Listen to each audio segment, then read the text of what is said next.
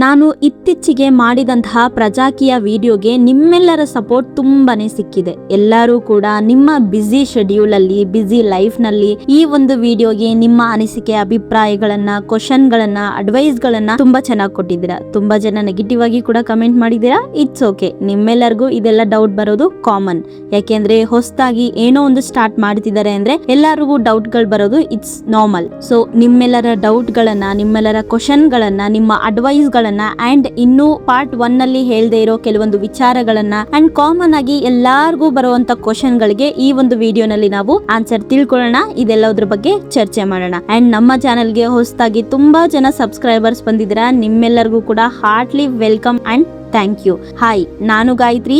Welcome back to our YouTube channel. Main ಆಗಿ ತುಂಬಾ ಜನಕ್ಕೆ ಕಾಡುವಂತ ಪ್ರಶ್ನೆಗಳೇನು ಅಂತಂದ್ರೆ, ಯಾಕೆ ಅವರು ಊರೂರ್ಗೆ ಬರ್ತಾ ಇಲ್ಲ, ಮೀಟಿಂಗ್ ಗಳನ್ನ ಮಾಡ್ತಾ ಇಲ್ಲ, ನಮ್ಗೇನು ದುಡ್ಡು, ಕುಕ್ಕರು, ಸೀರೆ ಇದ್ಯಾವುದು ಕೊಡೋದು ಬೇಡ, ಏನು ಬೇಡ, ಆದ್ರೆ ಬಂದ್ ಒಂದ್ಸಲಿ ನಮ್ಮ ಊರ್ಗೆ ನಮ್ಮೆಲ್ಲರ ಜೊತೆ ಮಾತಾಡಿ ಜಸ್ಟ್ ಅವರ ಅನಿಸಿಕೆ, ಅಭಿಪ್ರಾಯಗಳನ್ನ ಅವ್ರು ಏನು ಆನ್ಲೈನ್ ನಲ್ಲಿ ಕೂತ್ಕೊಂಡು ಮಾತಾಡ್ತಾ ಇದ್ದಾರೋ ಅದನ್ನ ನಮ್ಮ ಮನೆಗಳ ಮುಂದೆನೆ ಬಂದು, ನಮ್ಮ ಮನೆ ಹತ್ರನೇ ಬಂದು, ನಮ್ಮ ಊರಿಗೇನೆ ಬಂದು ಮಾತಾಡ್ಬೋದಲ್ವಾ? ಯಾಕೆ ಮಾತಾಡಲ್ಲ, ಯಾಕೆ ಮಾತಾಡ್ತಾ ಇಲ್ಲ ಅಂತ ಕೇಳ್ತಾ ಇದ್ದೀರಾ. ಅಂಡ್ ತುಂಬಾ ಜನಕ್ಕೆ ಇನ್ನೊಂದು ಡೌಟ್ ಏನು ಅಂತಂದ್ರೆ, ಓದು ಬರಹ ಬರ್ದೇ ಇರೋರ್ಗೆ ಹೆಂಗ್ ಗೊತ್ತಾಗುತ್ತೆ?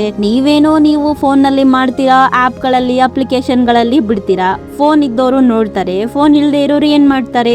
ಅವ್ರಿಗೆ ಹೇಗ್ ಗೊತ್ತಾಗುತ್ತೆ? ಸೊ ಬೇರೆ ಪಕ್ಷದವರೆಲ್ಲ ಊರಿಗೆ ಬರ್ತಾರೆ, ಮೀಟಿಂಗ್ ಗಳು ಮಾಡ್ತಾರೆ, ಅದು ಇದು ಕೊಡ್ತಾರೆ. ಸೊ ಓದು ಬರಹ ಬರ್ದೇ ಇರೋರು ಕೂಡ ಇವ್ರದ್ದು ಒಂದು ಪಕ್ಷ ಇದೆ, ಇವರು ರಾಜಕೀಯದಲ್ಲಿದ್ದಾರೆ ಅಂತ ಗೊತ್ತಾಗುತ್ತೆ. ಸೊ ನೀವಿರೋದು ಹೆಂಗ್ ಗೊತ್ತಾಗುತ್ತೆ? ಸಾಮಾನ್ಯ ಜನಗಳಿಗೆ ಗೊತ್ತಾಗಿಲ್ಲ ಅಂತಂದ್ರೆ, ಹಳ್ಳಿಯಲ್ಲಿ ಇರೋರ್ಗೆ ಗೊತ್ತಾಗಿಲ್ಲ ಅಂತಂದ್ರೆ ಹೇಗಾಗುತ್ತೆ ಇದೆಲ್ಲ ಅಂತ ತುಂಬಾ ಜನಕ್ಕೆ ಡೌಟ್.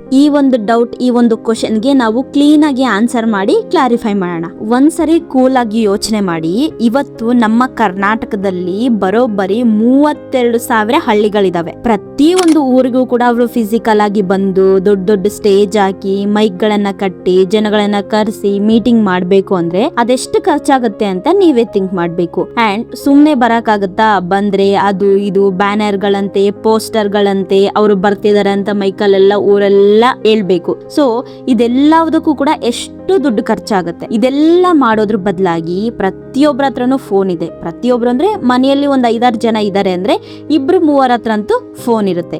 ಸೊ ಇಲ್ಲಿ ಅವರು ಯಾರಿಗೆ ಈ ಒಂದು ಜವಾಬ್ದಾರಿಯನ್ನ ಅಂದ್ರೆ, ಪ್ರತಿಯೊಬ್ರು ಹೇಗೆ ಈಗ ಒಂದು ಯಾವ್ದಾದ್ರು ಒಂದು ರೀಲ್ ನೋಡಿದ್ರೆ ಅದನ್ನ ಯಾವ ತರ ಎಲ್ಲಾ ಕಡೆನೂ ಸ್ಪ್ರೆಡ್ ಮಾಡ್ತಿರೋ ಅಂಡ್ ಎಲ್ಲಾರ್ಗು ತಿಳಿಸ್ತಿರೋ, ಎಲ್ಲಾರ್ಗು ಹೇಗ್ ಶೇರ್ ಮಾಡ್ತಿರೋ ಅದನ್ನೇ ಮಾಡಿ, ಗೊತ್ತಿಲ್ಲದೆ ಇರೋರ್ಗೆ ಹೇಳಿ, ಓದು ಬರಹ ಬರ್ದೇ ಇರೋರ್ಗೆ ತಿಳಿಸುವಂತ ಜವಾಬ್ದಾರಿಯನ್ನ ಅವರು ಯುವಕರಿಗೆ ಕೊಟ್ಟಿದ್ದಾರೆ. ಅಂದ್ರೆ ನಮ್ಮಂತ ನಿಮ್ಮಂತ ಪೀಪಲ್ಸ್ಗೆ ಕೊಟ್ಟಿದ್ದಾರೆ. ನಾವೆಲ್ಲರೂ ಕೂಡ ಅವರ ಇಂಟರ್ವ್ಯೂಗಳನ್ನ, ಅವರ ಉದ್ದೇಶಗಳನ್ನ ತಿಳ್ಕೊಳ್ತೀವಿ ಅಲ್ವಾ? ಅದನ್ನೇ ನಿಮ್ಮ ಮನೆಯಲ್ಲಿರೋರ್ಗೂ ಕೂಡ ಹೇಳಿ, ಅದನ್ನ ಅವರಿಗೆ ಅರ್ಥ ಮಾಡಿಸಿ, ನಿಜವಾದ ಪ್ರಜಾಕೀಯ ಅಂದ್ರೆ ಏನು, ನಿಜವಾದ ಆಡಳಿತ ಅಂದ್ರೆ ಏನು, ನಿಜವಾದ ಪ್ರಜಾಪ್ರಭುತ್ವ ಅಂದ್ರೆ ಏನು ಅಂತ ಹೇಳಿ ಅಲ್ವಾ?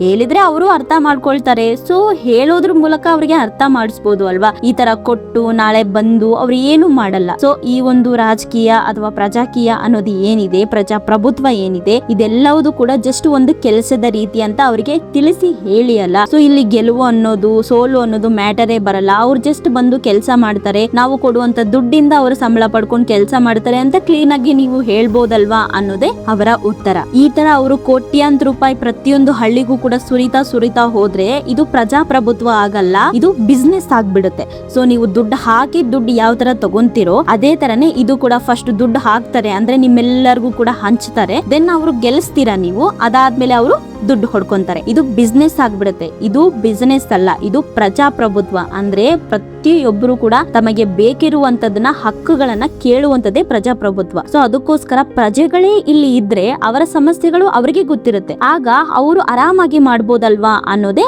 ಅವರ ಉದ್ದೇಶ. ನೆಕ್ಸ್ಟ್ ಪ್ರಶ್ನೆ ಏನು ಅಂತಂದ್ರೆ, ನಾವು ಇವರನ್ನ ಹೇಗ್ ನಂಬೋದು? ಈಗ ನಂಬ್ತೀವಿ, ಓಕೆ, ಅವ್ರನ್ನ ಓಟ್ ಹಾಕಿ ಗೆಲ್ಸಿದ್ವಿ ಅಂತ ತಿಳ್ಕೊಳ್ಳಿ, ಅವರು ಇವ್ರ ತರಾನೇ ಆಗ್ಬಿಟ್ರು, ಅವಾಗ ನಾವೇನ್ ಮಾಡೋದು? ಅಟ್ಲೀಸ್ಟ್ ಅವಾಗಾದ್ರೆ ಏನೋ ಕುಕ್ಕರೋ, ದುಡ್ಡೋ, ಒಂದ್ ಸ್ಯಾರಿನೋ, ಏನೋ ಒಂದ್ ಸ್ವಲ್ಪ ಅಲ್ಪ ಖುಷಿ ಆದ್ರೂ ಸಿಗ್ತಾ ಇತ್ತು. ಈಗ ಅದು ಸಿಕ್ಕಿಲ್ಲ ಅಂದ್ರೆ ಏನ್ ಮಾಡೋದು? ಹೇಗ್ ನಂಬೋದು ಇವ್ರನ್ನ ಅನ್ನೋದು ಒಂದ್ ದೊಡ್ಡ ಪ್ರಶ್ನೆ.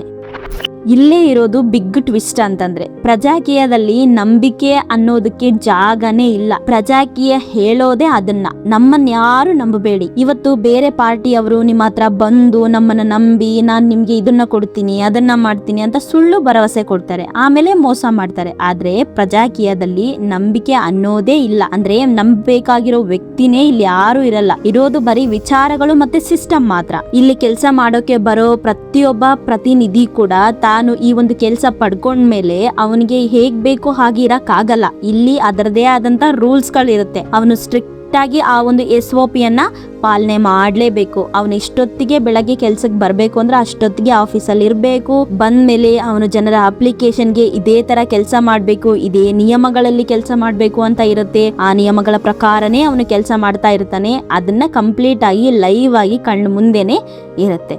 ನಂಬಿಕೆ ಅನ್ನೋದು ಕಣ್ಣಿಗೆ ಕಾಣದ ಭರವಸೆ ತರ ಇರಬಾರ್ದು, ಅದು ಲೈವ್ ಆಗಿ ಕಾಣಿಸೋ ಕೆಲಸದ ತರ ಇರ್ಬೇಕು. ಪ್ರಜಾಕೀಯದಲ್ಲಿ ಇದನ್ನೇ ಪಾರದರ್ಶಕತೆ ಅಂತ ಕರೀತಾರೆ, ಅಂದ್ರೆ ಟ್ರಾನ್ಸ್ಪರೆಂಟ್ ಆಡಳಿತ ಅಂತ ಕರೀತಾರೆ.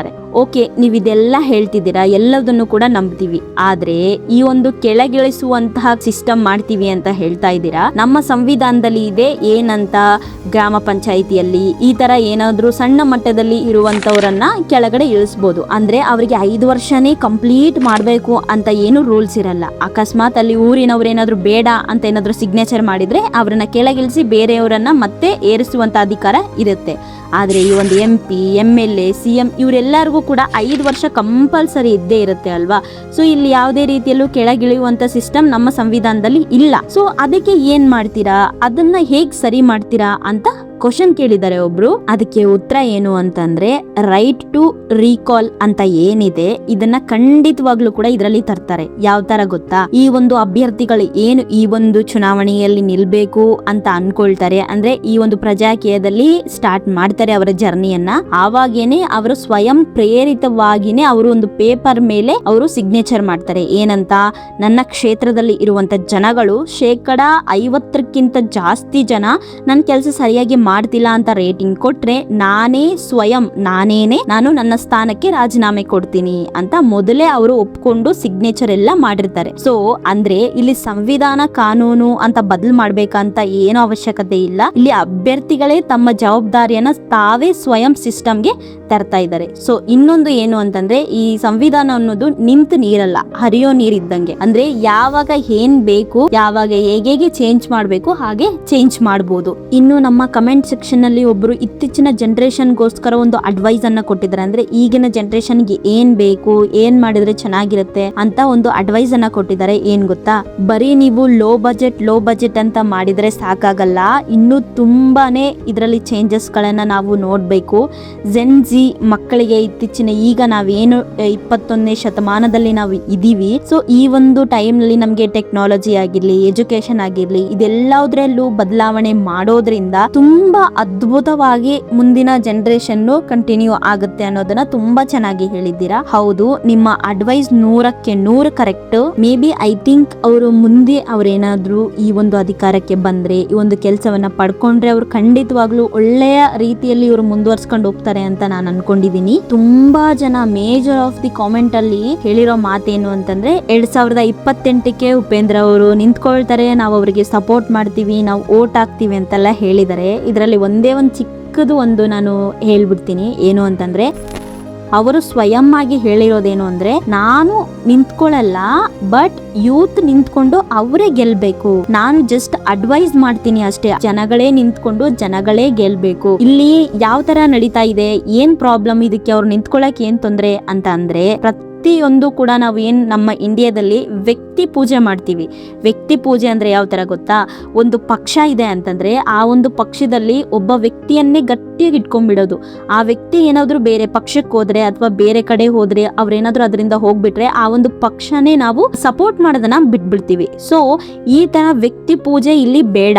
ಇಲ್ಲಿ ಏನಿದೆ ಸಿಸ್ಟಮು ಅದನ್ನ ಇಷ್ಟಪಡಿ, ಅದನ್ನ ಫಾಲೋ ಮಾಡಿ, ಅದಕ್ಕೆ ಬೆಂಬಲ ಕೊಡಿ ಅನ್ನೋದೇ ಅವರ ಉದ್ದೇಶ. ಅದಕ್ಕಾಗಿನೇ ಒಬ್ಬನಿಂದ ಯಾವುದು ಕೂಡ ಏನು ಸಿಸ್ಟಮ್ ಚೇಂಜ್ ಆಗಲ್ಲ. ಇಲ್ಲಿ ಬೇಕಿರೋದು ಪ್ರತಿಯೊಬ್ಬರ ಸಪೋರ್ಟು ಕಾಳಜಿ ಬೇಕು. ಸೊ ಇದರಿಂದ ಪ್ರತಿಯೊಬ್ಬರು ಅವರಿಗೆ ಅನಿಸಿದ್ದನ್ನ, ಅಂದ್ರೆ ನಿನಗೆ ಏನ್ ಗೊತ್ತಿದೆ ಅಪ್ಪ ಪ್ರಜಾಕೀಯದ ಬಗ್ಗೆ, ಅದನ್ನ 4 ಜನಕ್ಕೆ ತಿಳಿಸು, ಅದನ್ನ 4 ಜನಕ್ಕೆ ಅರ್ಥ ಮಾಡಿಸು. ಸೊ ಅವರು ಕೂಡ ಇದನ್ನ ಅರ್ಥ ಮಾಡ್ಕೊಂಡು ಇದ್ರ ಬಗ್ಗೆ ಅವರು ಕೂಡ ತಿಳ್ಕೊಂಡು ಅದನ್ನ ಅರ್ಥ ಮಾಡ್ಕೊಳ್ಳಿ ಅನ್ನೋದೇ ಅವರ ಉದ್ದೇಶ. ನೋಡಿ, ಇಲ್ಲಿ ಯಾರಿಗೂ ಒತ್ತಾಯ ಮಾಡ್ಬೇಕಾಗಿಲ್ಲ ಪ್ರಜಾಕೀಯ ಹಿಂಗೆ ಹಂಗೆ ಅಂತ ಏನು ಹೇಳ್ಬೇಕಾಗಿಲ್ಲ, ಏನು ಕೂಡ ಇಲ್ಲ. ಜಸ್ಟ್ ನಿಮ್ಗೆ ಅನ್ಸಿದ್ದನ್ನ ಹೇಳಿ ನೀವು ಯಾವ ತರ ಇಲ್ಲಿ ಕಂಟಿನ್ಯೂ ಮಾಡ್ಕೊಂಡು ಹೋಗ್ತಿರೋ ಅಂಡ್ ಯಾವ್ದನ್ನ ನಂಬ್ತಿರೋ ಅದು ನಡೆಯುತ್ತೆ. ಸೊ ಜನಗಳ ಮೇಲೆ ಡಿಪೆಂಡ್ ಆಗಿರುತ್ತೆ. ಯಾವುದೇ ಒಂದು ದೇಶ ಆದ್ರೂ ಕೂಡ ಜನ ಏನ್ ಯೋಚನೆ ಮಾಡ್ತಾರೆ, ಅವರ ಥಿಂಕಿಂಗ್ ಏನು, ಅವರ ಆಲೋಚನೆಗಳೇನು ಅನ್ನೋದ್ರ ಮೇಲೆನೆ ಒಂದು ದೇಶ ಡಿಪೆಂಡ್ ಆಗಿರುತ್ತೆ. ಸೊ ಇದು ಇವತ್ತಿನ ವಿಡಿಯೋ. ನೀವೆಲ್ಲರೂ ಫಸ್ಟ್ ಕೊಟ್ಟಿದ್ದಂತ ಸಪೋರ್ಟ್ಗೆ, ನಿಮ್ಮ ಅಡ್ವೈಸ್ಗಳು, ನಿಮ್ಮ ಕ್ವಶನ್ಗಳು ಪ್ರತಿಯೊಂದು ರೆಸ್ಪಾಂಡ್ ಮಾಡಬೇಕು ಅನ್ನೋ ಒಂದು ಉದ್ದೇಶಕ್ಕಾಗಿ ಈ ಒಂದು ಪಾರ್ಟ್ 2 ವಿಡಿಯೋ ಮಾಡಬೇಕಾಯ್ತು. ಸೊ ಈ ಒಂದು ವಿಡಿಯೋ ಕೂಡ ನೀವು ಅಷ್ಟೇ ಸಪೋರ್ಟ್ ಮಾಡ್ತೀರಾ, ನನ್ನ ಎಲ್ಲಾ ವಿಡಿಯೋಗೂ ಇಷ್ಟೇ ಸಪೋರ್ಟ್ ಮಾಡಿ ಒಳ್ಳೆ ರೀತಿಯಲ್ಲಿ ಎಂಕರೇಜ್ ಮಾಡ್ತೀರಾ ಅಂತ ಅನ್ಕೊಂಡಿದ್ದೀನಿ. ಸೊ ಇದೇ ರೀತಿಯ ವಿಡಿಯೋಗಳಿಗೋಸ್ಕರ ಸಪೋರ್ಟ್ ಮಾಡಿ, ಸಬ್ಸ್ಕ್ರೈಬ್ ಮಾಡಿ. Thank you for watching.